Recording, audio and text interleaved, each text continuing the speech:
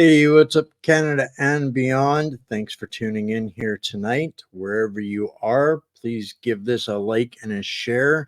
We're going to be all over the planet here today. We've got a lot to cover, and we're going to start off with what I think is the number one concern, underlying and overarching concern with the the situation of the coup, shall we say.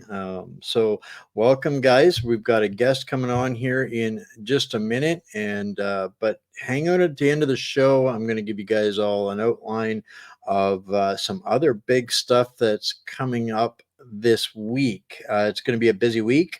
So we've got a lot to cover and a lot to cover tonight. So without further ado, welcome, James. Welcome back. It's been a minute or so. On the grand scheme of things, that's enough time for all kinds of insanity to bust loose. You are the foremost guy I can see anywhere on the planet when it comes to being a watchdog or a hound, sleuth, whatever people want to call it, on what the WHO is up to with their global scamdemic, plandemic, the treaty to end to end all other treaties, shall we say.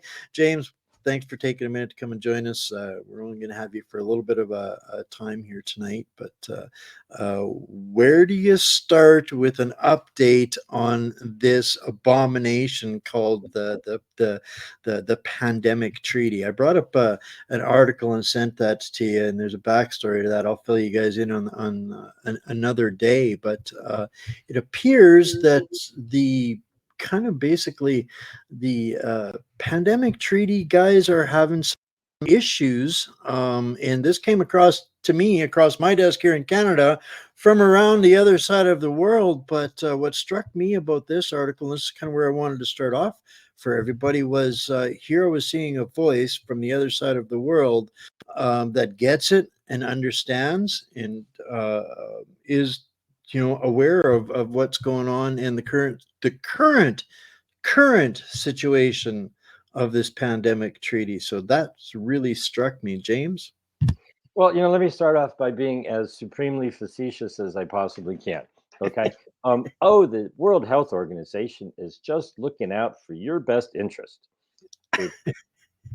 No, okay, that didn't work. That's not what's going on. No, sorry, no, nobody here. So I'll be very, very serious. I'm sure you've heard the terms mis, dis, and malinformation. Oh yeah, Vanessa von der Leyen is going to be running on that, and she's a grandmother to lead the EU again this year. So that mis and disinformation, that's the number 2 priority on the planet, isn't it? I'm going to add a couple more.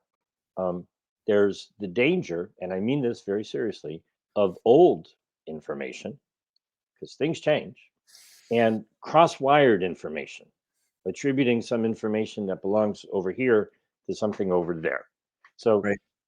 let me try to explain, the current state of affairs, because if we try to do the whole history of what's going on and how we got here, it's going to take a day and a half. So yeah, most people know this is insane. They're bad, but what most people are always afraid of is what are they slipping in that we're not seeing? Exactly. And so if you've ever watched an American or Canadian football game, I'm not talking soccer, I'm talking football, and somebody's running for a touchdown and they start celebrating on the 10-yard line and they drop the ball or they get tackled or they fumble or something, or any kind of road race where at the last minute somebody kicks at the end and the person who was already celebrating before they crossed the finish line gets beaten. We don't want to be that guy. We don't want to do that. And this is what I'm observing happening. Right. Old information, changes that happened a year ago, people just noticed. And they're like, oh, wow, this is amazing. Everything is wonderful now. And there's, celebrating before they cross the goal line. On May 28th, 2024, they're going to have a meeting in Geneva, and they may or may not vote on these 2 separate things, amendments to the international health regulations and a new quote unquote pandemic agreement. Well, if I have my way, it's all going down the tubes before any of that ever happens for a multitude of reasons. Number one, with the amendments, they should not even be allowed to consider voting on any amendments because Article 55 of the International Health Regulations says very clearly that they have to give 4 months' notice, which passed on January 27th, 2024, and they failed miserably. I've been reporting on that since October because in October they knew that they were not going to reach an agreement. Right. So January 27th went flying by. They had meetings in February. They had a meeting in March. They've had meetings in April. They still haven't reached an agreement on the amendments. They're supposed to have a new version scheduled for May 10th, so a little more than a week from today. And then they're having another meeting on the 16th and the 17th. Well, that gives like, a couple of days to read it before they intend, to vote on it. That is just absolutely not acceptable. Now, Right. a lot of people have said a lot of things about what is going on in these amendments in the treaty, and they've crossed-wired all of it. But here's something that probably nobody other than myself wants to talk about. What has popped up in the amendments are proposed changes to Articles 24 and 27, which deal with the thing that these amendments are really, I should say, the regulations are all about, which, amongst many other things, is international travel. Now, I get it. Most people are not busy, traveling internationally. So a lot of people are going to tune out and go, oh, who cares? Well, somebody who wants to go on vacation, or somebody who travels for business. And if you're concerned at all about, the lockdown planet, coming to control your life, what they want to do is strengthen Article 31. Now, everybody raise your hand. How many people have read Article 31 of the International Health Regulations? Okay. Um, Here's what it essentially says, that when you leave your country and you are over international waters, either on a cruise boat or an airplane or whatever it might be, the captain is the king of the castle. I mean, that is the law of the land. And when you land in another country, you are screwed. Your rights and freedoms, your charter, your Bill of Rights, your whatever you think you've got, doesn't matter. You're now in some other country's jurisdiction. And since 2005, they have had an agreement. It's not the WHO mandating this, it's the International Health Regulations. All of the nations agreed in 2005 to Article 31. And I know people who have suffered because of this. They have in Article 31 that nations can compel international travelers to go through a medical examination, prophylaxis or prevention, vaccine, whatever they call vaccines these days, isolation, and quarantine. And so when you land in another country, say you're going to a Caribbean island or you're going to Africa or somewhere, and they have an outbreak,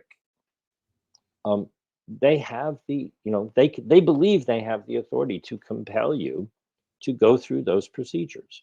Well, they want to change the language in Articles 24 and 27 so that the authorities can enforce isolation and quarantine as appropriate.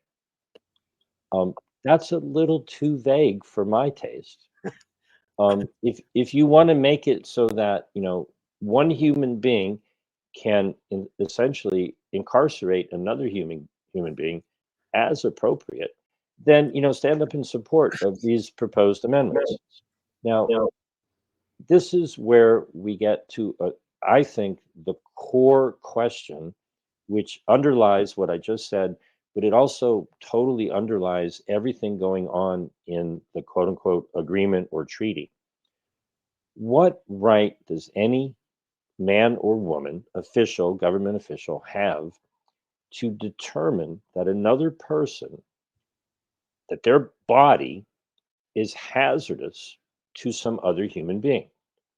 What test, what determination, you know, if anyone has ever been sick around me and they say, "Oh, don't get near me. I don't want you to get sick." I don't care. I don't believe that that is a thing. It's a function of how healthy you are. And how is it that anyone can determine that another person can be locked up because somebody says so? Now, the tests that were used during COVID, if you didn't get the memo, they weren't even tests. The RT-PCR, laboratory process that Kerry Mullis, got the Nobel Prize for, before he passed away, he said very clearly, this is not a diagnostic. How many times did you hear of people being told that they, failed the test because it was cranked up to, 45 cycles or whatever, and they were in, Trudeau's bank account was driving that testing bus around the world at the end of the day. there you go. If and people were told that they were an asymptomatic case of COVID.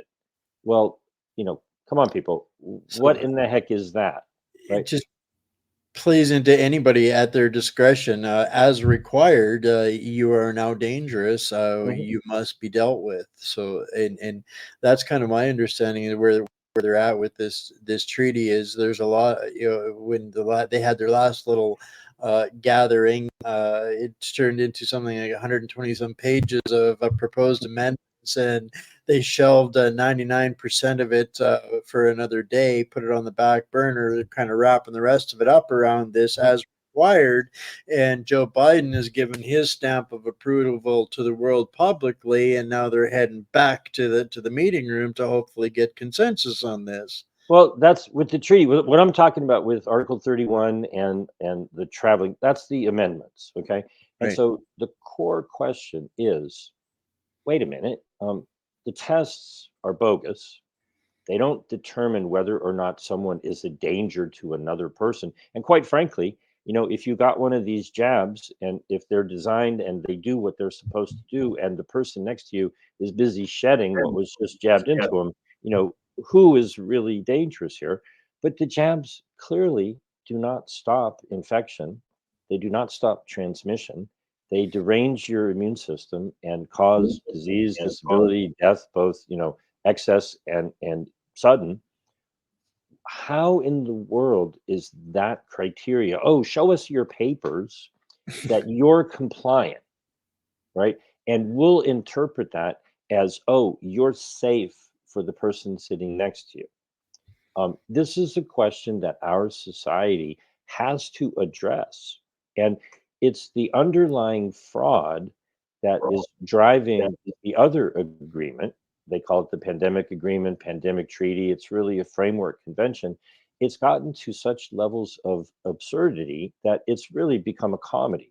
So here's what's going on with that.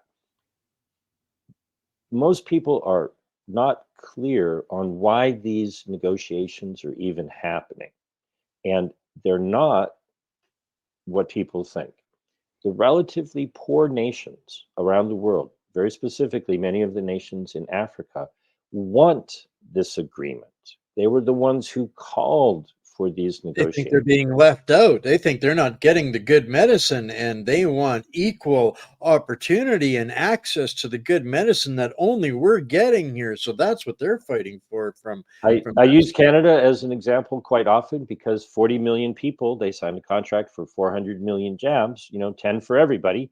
And so a lot of nations looked at that and said, well, hey, wait a minute, we're not getting our fair share. And the purpose of these negotiations is to ensure equitable access to pandemic related products. Well, you have to erase what you think because wait a minute, why would anybody want more of something that causes harm?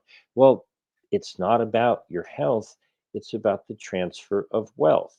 Because what these nations and the oligarchs in those nations missed out on was the profit.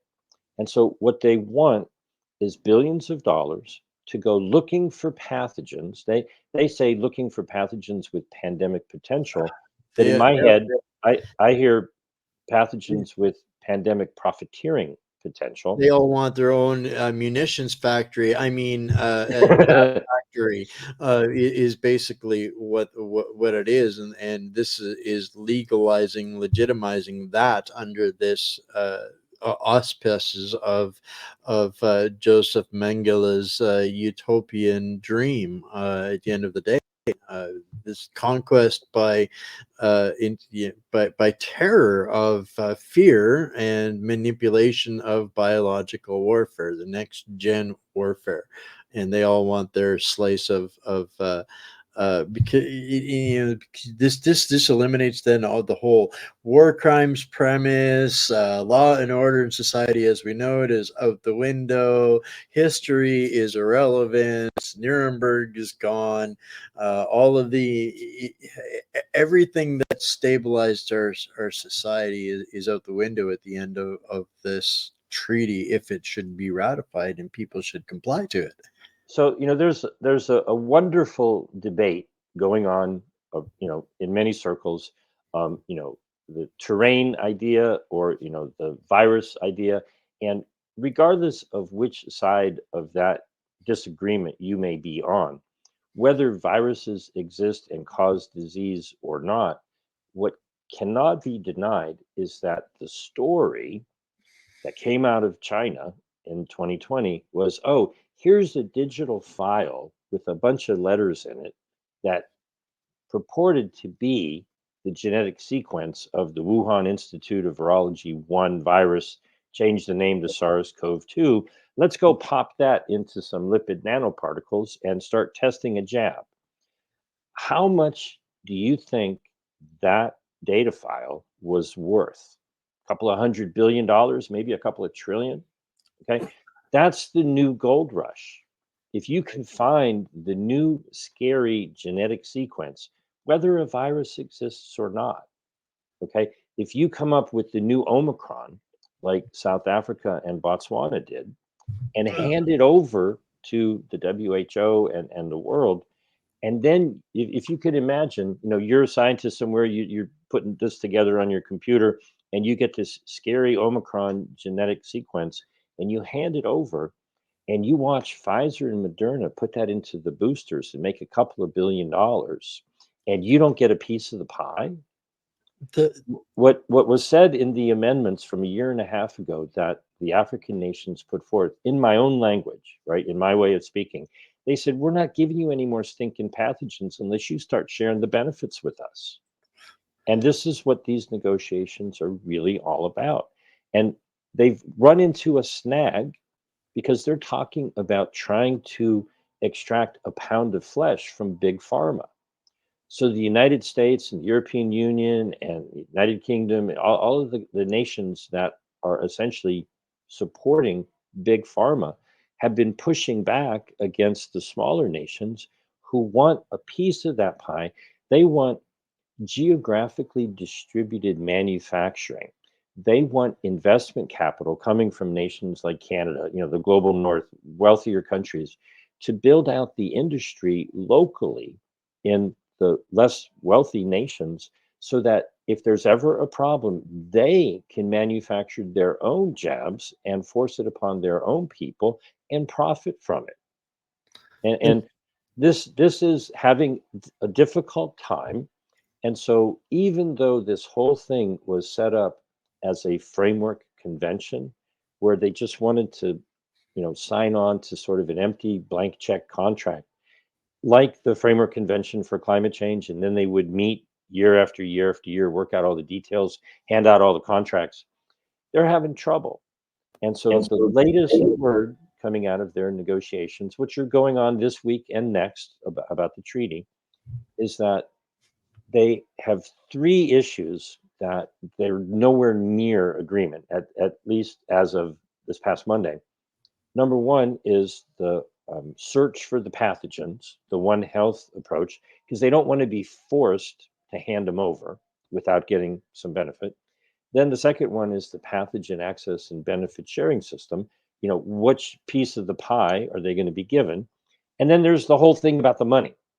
So those three avenues, what they've been circulating, we'll see what they decide on, is Well, let's just agree that we can't agree on those. But let's get all the nations to sign on to an unfinished, unagreed upon document. And those three topics will set up a new set of negotiations for the next 2 years. And they're shooting for May 31st, 2026. So, it's just this long game of wear everybody down. Who wants to pay attention to this crap for another 2 years? I want to get out of the who and on with the new. I'm done with the WHO. They're quantifying their own bureaucracy to extend the torture process at the end of the day. And for me, I'm going to really dumb this down for myself and those out there just like me. What I hear out of this and what I find the most terrifying is that they have replaced the entire health dialogue model vernacular vocabulary process infrastructure industry with a bioweapons program, and this is what they're fighting over now. So none of this is about health, it's about which way that we can conduct biological warfare against each other, because there's nobody in this community or that pays any attention is going to believe for a second that this was a natural occurring event. We know it is not. We understand unrestricted warfare, and this is what I believe to narrow it down to brass tacks is exactly what we are seeing is this unrestricted warfare being agreed upon with business and at the state level to be scaled internationally. And I'll dumb it down even further. Oh, hell no. Okay. But we need to stop this now. Yes. Right now, the stick in the front wheel of the So, proverbial. you ask a couple of questions, right? What's with the secrecy, right? Now, I'm going to hit the rewind button and point out something that nobody wants to talk about. In 2022, contrary to what a lot of people maybe believe, they pretended to adopt amendments to the international health regulations, 5 articles, and they never bothered to actually vote, right? Now, that should be enough of a scandal to bring Tedros down, okay? But nobody's talking about it. Rob Roos, I take that back, Rob Roos and 11 other members of the European Parliament, it's 5 months ago now, on November 28th, wrote a letter to Tedros and said, hey, we see that you guys are pretending to have passed these amendments, and Iran and the Netherlands and Slovakia and New Zealand were smart enough to reject them. But everybody else is just going along. And they said, it'd be really great if you could show us some evidence that you had a vote. Well, you know what the WHO did? They took down the videos from the 2022 meetings, and you can't see now the video that they were supposedly voting, and they never even talked about it. All right. So, their response to evidence is to remove the evidence that there was no evidence. And so what happened with that is Rob Roos actually came to the United States about a month and a half or so ago, presented this to Senator Ron Johnson in an open public forum. He said, look, they did this. And the collective wisdom of everybody in Washington in that meeting was, whatever. What are you going to do?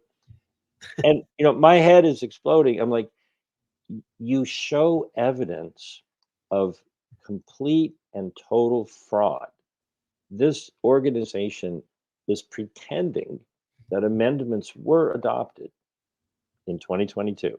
There's no evidence of a vote ever happening, and everybody just kind of shrugs.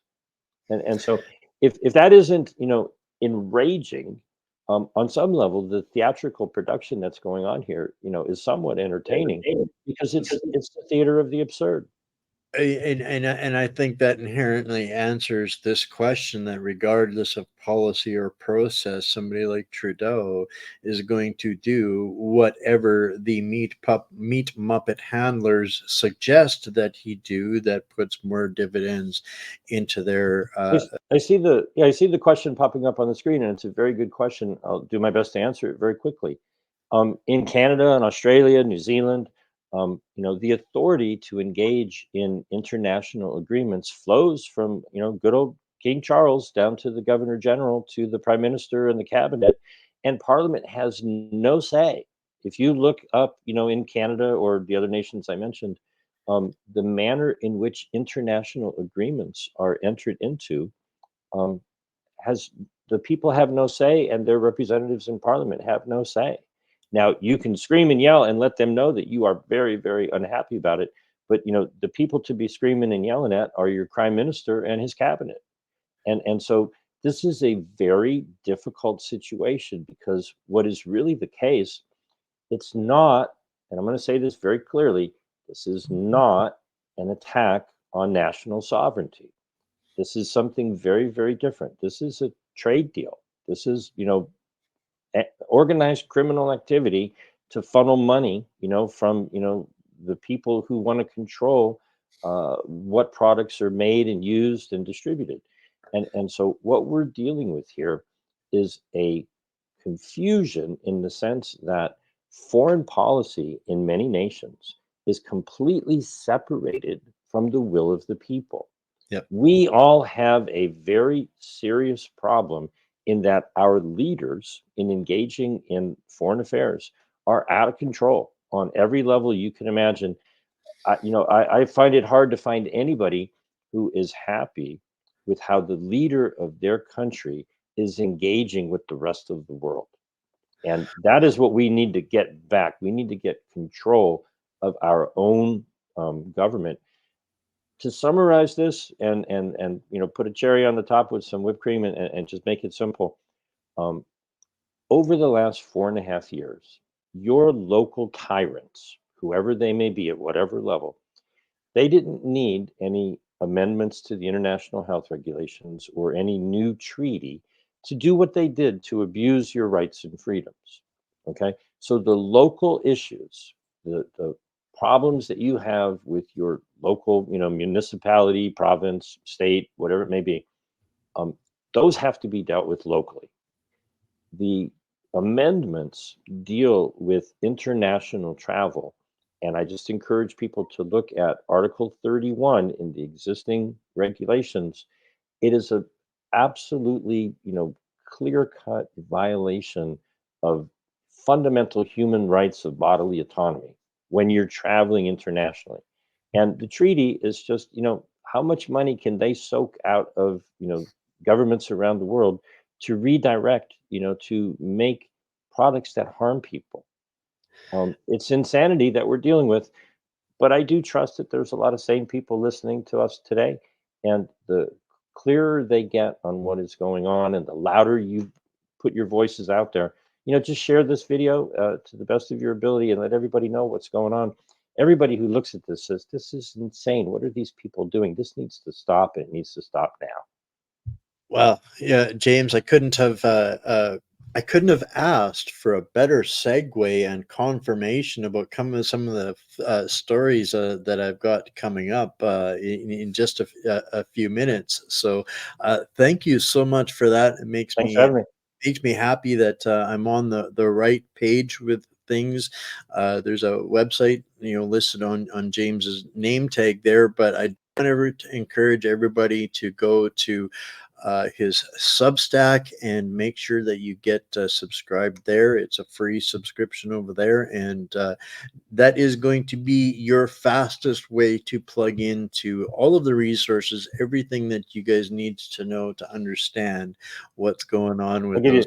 I'll give you one quicker way. Okay. I always give my phone number. People can call me anytime. 310-619-3055. 310-619-3055. Call me, text me. If you have any questions, I think I can help people get up to speed on this.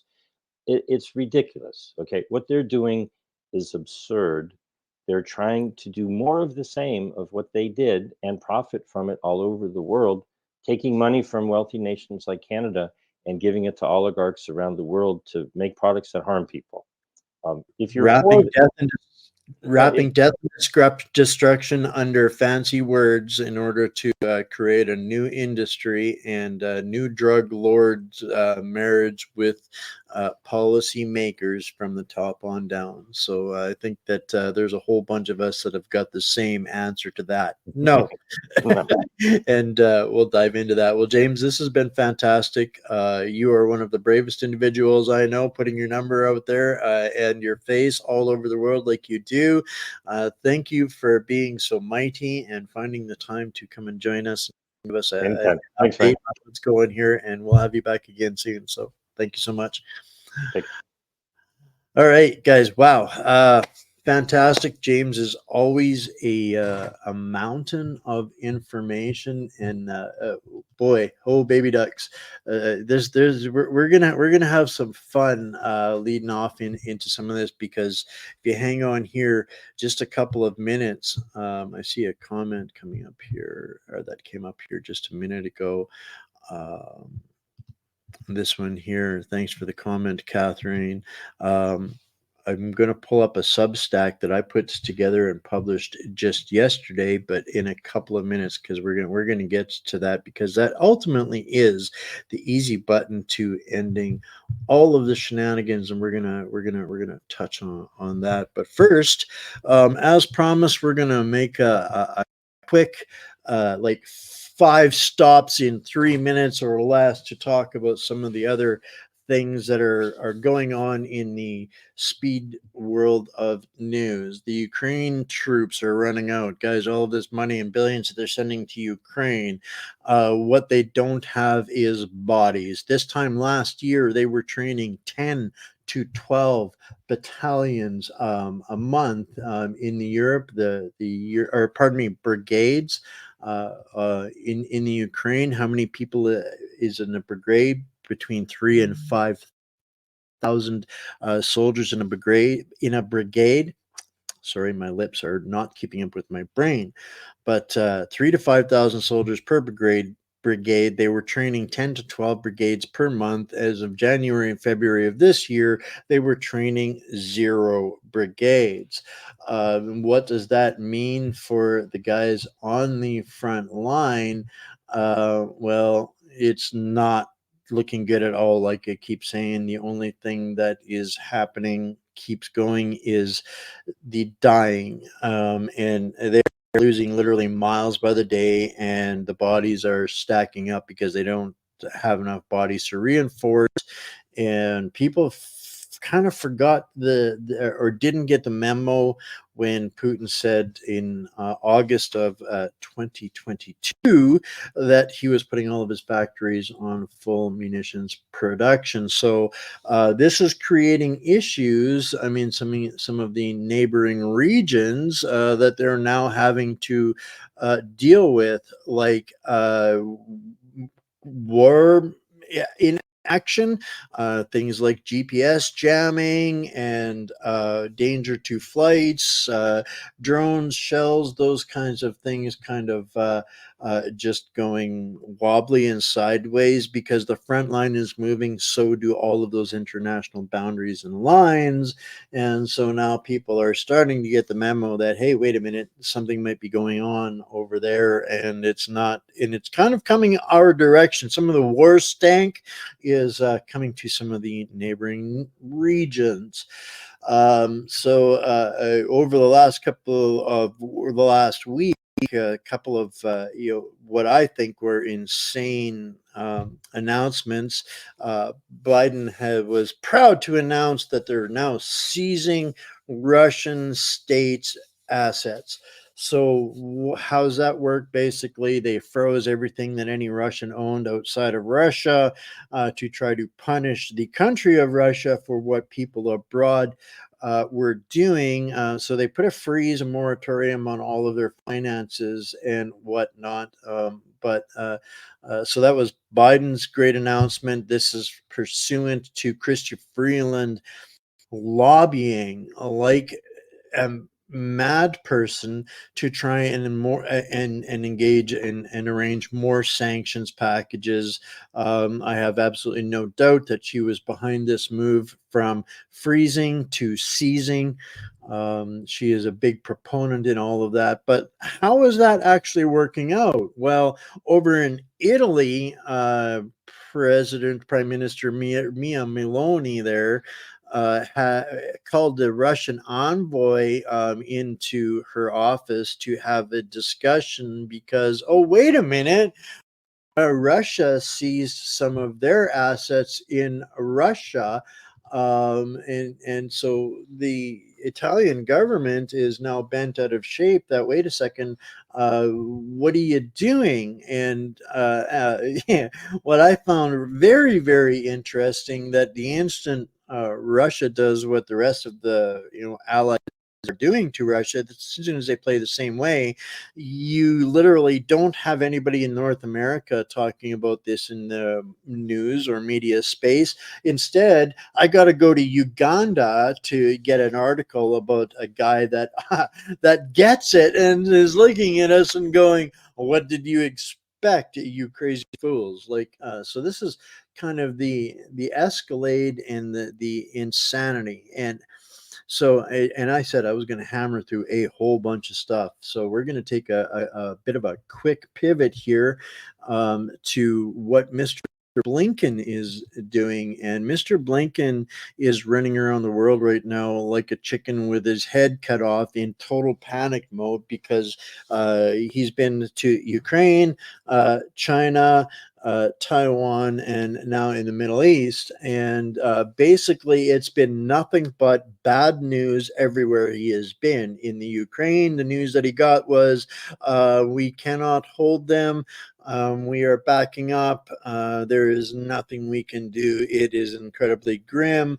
If we don't get more bodies, more soldiers right away, then this is going to be over very soon. And the EU's response to that was basically said, "Yeah, no, we're not sending boys. We're sending our soldiers to die over there in Ukraine." So or Blinken left Ukraine, not very pleased with the situation update there. Went to China and basically got treated like a staffer and shuffled out the back door. There's a video going around, Xi Jinping kind of going, when is he leaving? Very, very, very dismissive. So it didn't go well in China for Mr. Blinken, and now they're looking for a bit of an off ramp in the Middle East, and he is there. And there's more behind the scenes going on than what people might necessarily be understanding some of the nuances on. And I'm not saying anybody's right, wrong, or otherwise. I'm just going to bring up some facts, some points that you're not going to get elsewhere. So there's some things at play going on there. And the big one is that the ICC is considering issuing an arrest warrant for Mr. Netanyahu for what they're doing there in the Middle East. And the problem that creates then, and this is why Blinken is there, looking to organize, and because they're both, sworn to not go to a ceasefire. So he is there looking to establish, what did they call this? It's a bizarre term, a sustainable calm. That's it. They're looking to establish a sustainable calm so that no side has to look like they're giving in to the other in order to cease, the activities going on there. Because if they don't, and this continues, then the ICC gets involved, and then we've got a serious escalation. So um, now, this story that I wanted to touch on comes from Georgia, actually, and this has to do with what we're seeing at all of the university campuses. Oh, guess what? They've got the same problem in Georgia. And again, this is not picking sides, but to understand the reality of the situation. These sit-ins, camp-ins, affirmative actions, takeovers, whatever you want to call them, are manufactured by these organizations that are trying to destabilize and create this chaos. They're doing it intentionally. These are bought and paid organizations. And over in Georgia, they're at least asking the question. There is no reason or common sense. There is no justification. This is not a natural event. So who is paying for it? And they're kind of pulling the scab off of George Soros's activities there. So now we are at the one that some of y'all are going to find a little bit more interesting, and exactly what James was referring to, and what I think is a much mislabeled conversation happening around the country right now. And there is, in fact, an easy button. Back in 2019, I tried to inspire a rally called the Pots and Pans Rally. And ultimately, that was an idea that I had hijacked literally from Iceland. And why did I do that? Was because I was aware and I understood at that time already. And to be honest with you, I wasn't even aware at that time of the myth is Canada. I think I was just kind of getting introduced to it there. But unbeknownst to all of that information, I already understood that Canada was not a sovereign nation. And I see so many people running around out here thinking there is nothing we can do. There is nothing we can do. There is nothing we can do. There is nothing we can do.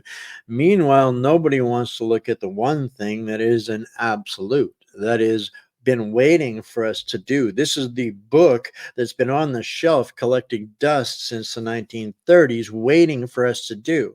And in that 90 years in between, the guys have the crooks and the bad guys have decided they don't give two hoots. They've moved in and claimed it all as their own. The what do they call them? Squatters have taken over the country, right?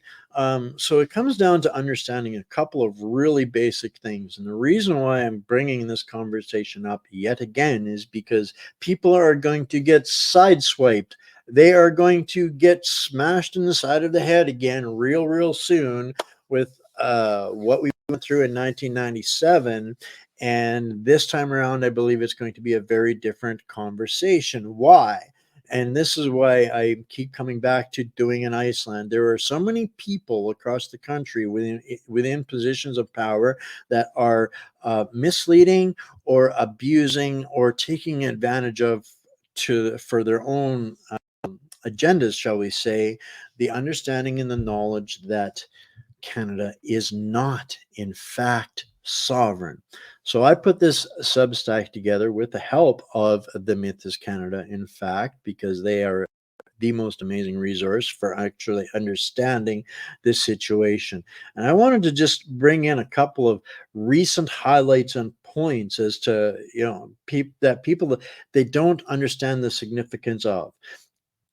When Trudeau calls it the Quebec problem, every time Quebec gets what they want and doesn't have to do something the rest of the country has to do, and and Justin Trudeau dismisses it as the Quebec problem, well, guess what? He knows. He has been carrying this dirty little secret. To the rest of us, it's a dirty little secret. They don't even care anymore. They're absolutely flamboyant about it. And that's the only difference between Daddy Trudeau. Daddy Trudeau set the stage. It became the history, the written knowledge and information, and it was all a lie. It was kind of astounding to me when I met with a conservative leader, and this was in 2021, who this was just running up to the conservative leadership race. And I met with him. The fellow from the Myth is Canada and Doug, met with them, and we actually discussed that. And he laughed us off, saying that, so what? We rule through implied consent. And most people, they say, okay, well, that's the way it is, the way it is. But it isn't the way it is. It's just the way we're allowing it to be. And this is what I find interesting about Danielle Smith. She's been coming to the table. and making big, bold moves, and bringing the word sovereignty into the Alberta discussion, as she is fighting democracy. She's anti-sovereignty. She's, this, that, and the other thing, and she's making headway. And she just shrugs it off and says, "Well, it worked for Quebec. It worked for Quebec." Why did it work for Quebec? Because Quebec knows, and they've been blackmailing the rest of the country for decades and decades and decades. And it's nobody actually truly understands the word sovereign. And I see this is becoming a problem because people are trying to protect something that doesn't exist. And I'm not saying that this is malicious or evil or dark intent, but it muddies the waters and allows the waters to stay being muddy. And people don't understand what being sovereign actually means. Being sovereign means not being subservient to another country's laws. Pretty basic.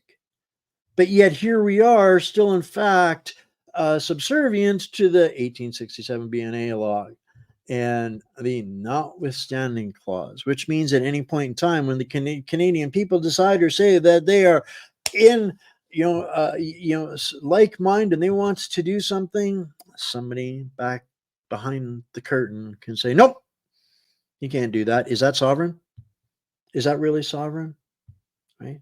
So this article that I put together really is just an entry level point that arms you guys with the facts, links, the documentation, um, giving people some of the correct vernacular. If we are not using the right words, this is why they talk to us like we are 3 freaking years old. And anybody that does talk like this, which way, man? My screens are crossed here. Anybody that does use this language, they are terrified of. They are absolutely mortified of anybody that understands even the basics of what is contained in this one singular Substack without going into the micro nuts and bolts of it.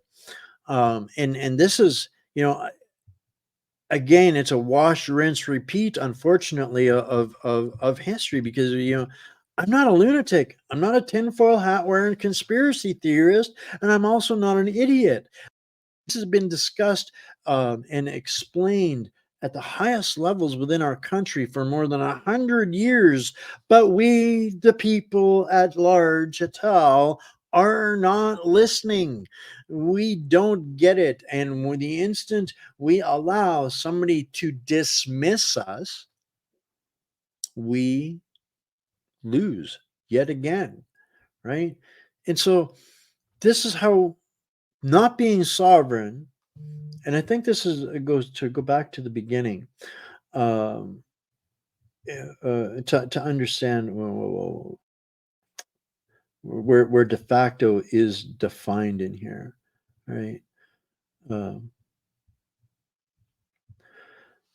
The de facto doctrine is necessary to maintain the supremacy of the law and to preserve peace and order in the community at large, since any other rule would lead to such uncertainty and confusion as to break up the order and quiet of all civil administration. Kind of like we got right now, right? Right. So it's whoever wants to make up a law or enforce the law, whoever's in power gets to do that kind of thing. um and it's not that they have the authority of the people, they just assume the authority and provide peace and order. And that is not, peace and order is not the definition of freedom, um or the purpose of law.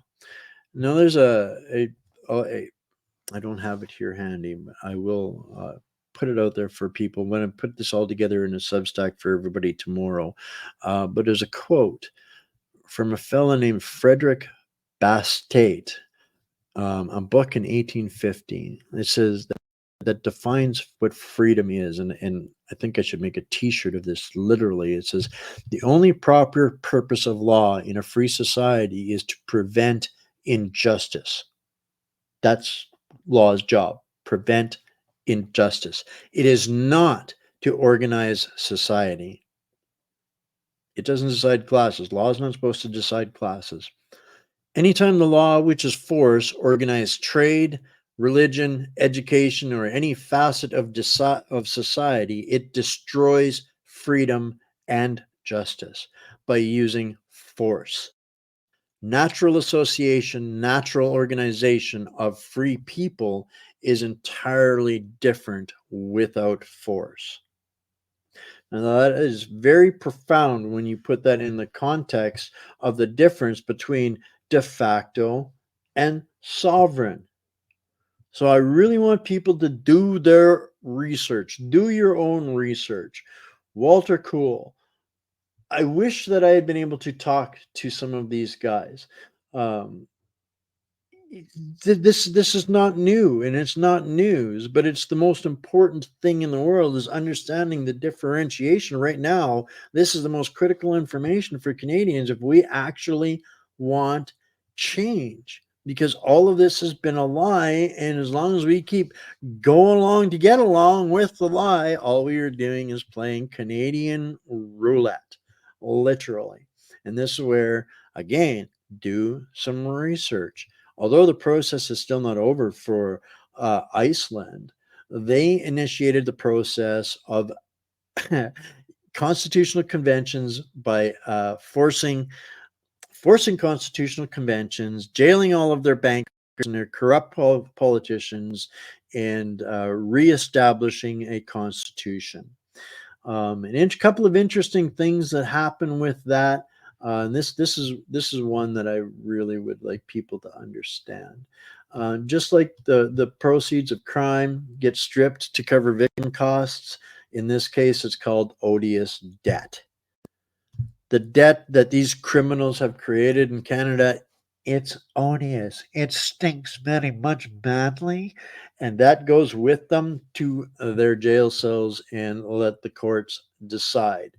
And this is why this is important for us to know, is because whether we like it or not, the instant any single province initiates the process of constitutional conventions, guess what?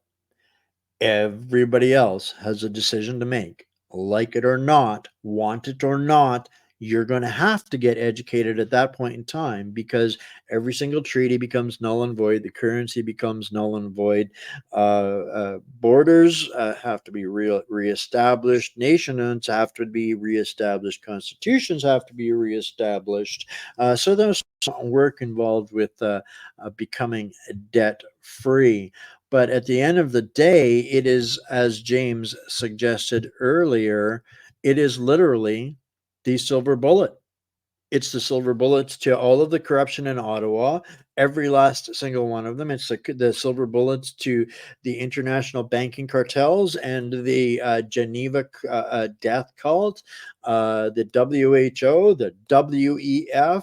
All of those things then have to, at that point, be renegotiated with whatever each one of the provinces and territories peoples decided to live under the rules by, how they wanted to establish those kinds of things.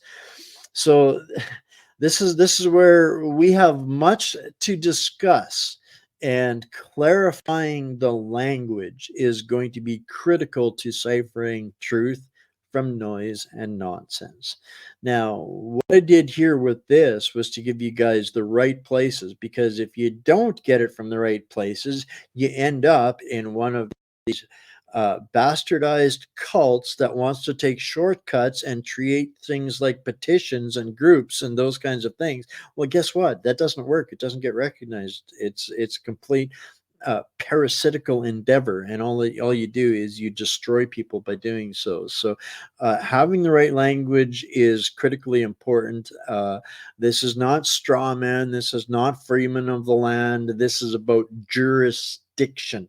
It's all about the jurisdiction. And when you're not using the right vernacular or language in the right jurisdiction, you might as well be speaking a foreign language.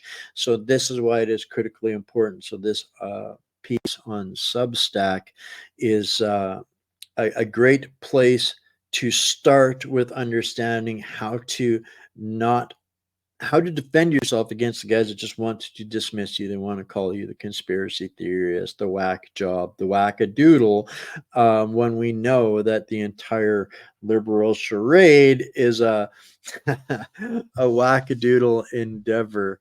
Um,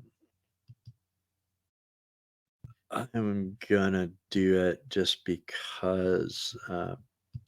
Bear with me. Y'all are gonna appreciate the conundrum of this. If I can find it in, there we go. Okay, you know, uh, true. I have a question.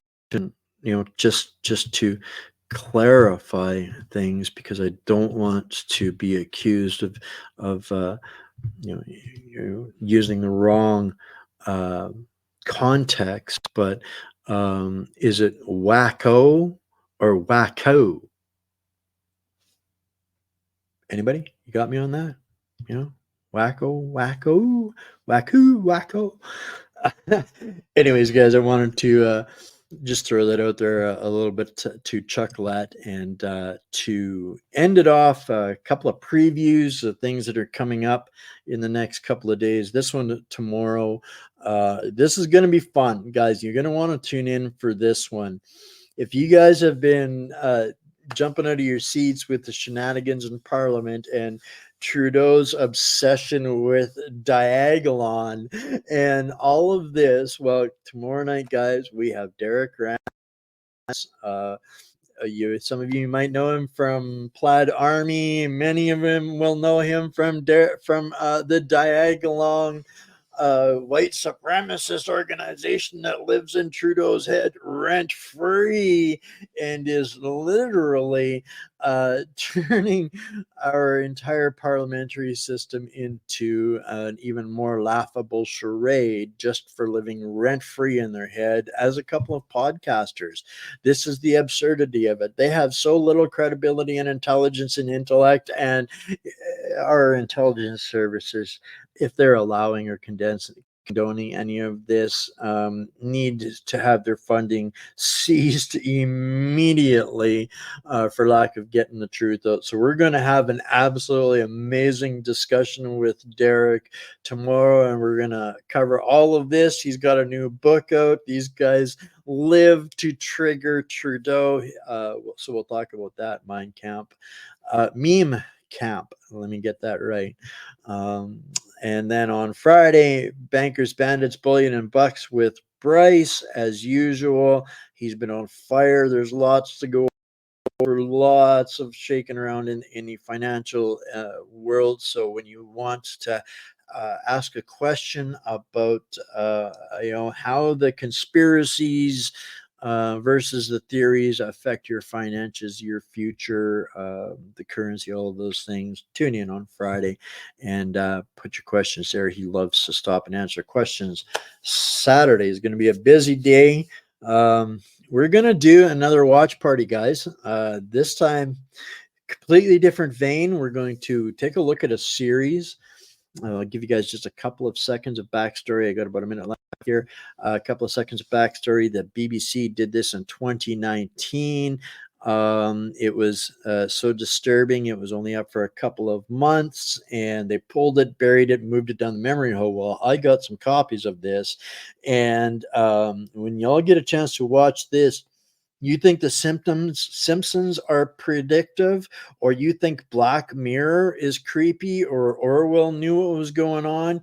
Put all three of those together and add that to the local news cycles and narratives, and what we see happening around us right now is going to blow your freaking minds. So tune in Saturday. We're going to cover the first 2 episodes. This is a 6-part series. I've been holding on to this for a while, but I just can't anymore. So tune in, join us, bring your most calming beverage, and grab a seat and plug in on Saturday evening. And in the afternoon, I need to understand. I need to know why people are so obsessed with supporting BlackRock. I really do, because there's alternatives out there, but people completely skip the understanding of who they're actually giving their money to. And we need to get serious about dollar politics, because it's all about the money, guys. Everything is about the money. This entire cabal only exists for one reason: to extract every dime they can from you, to bleed you dry every second of your life. They want to steal that from you. And BlackRock is the biggest culprit out there, and we're going to talk out ways of making sure they never get your money again. So I need to understand why people are so hesitant about changing some of the simplest things that they can do. So this is an RSVP event only, guys. Contact me, message me, email me. There's a number there as well, but join us for that one at 4 o'clock Mountain Time, 5 o'clock, 5 o'clock Central on Saturday. So that's it, guys. It's a busy week for me coming up at the end of this week. It's going to be a lot of fun. We're going to blow some minds. We're going to show people some stuff. But at the end of the day, I love you all. Stay mighty, my fellow hostages. It's the only way I can look at it now, is we are temporary hostages of a cataclysmic regime. But you know what? We got them right where we are. All right, guys? I love y'all. Stay strong. Stay mighty. And we will see you tomorrow. That's going to be, it'll be the highlight of the week.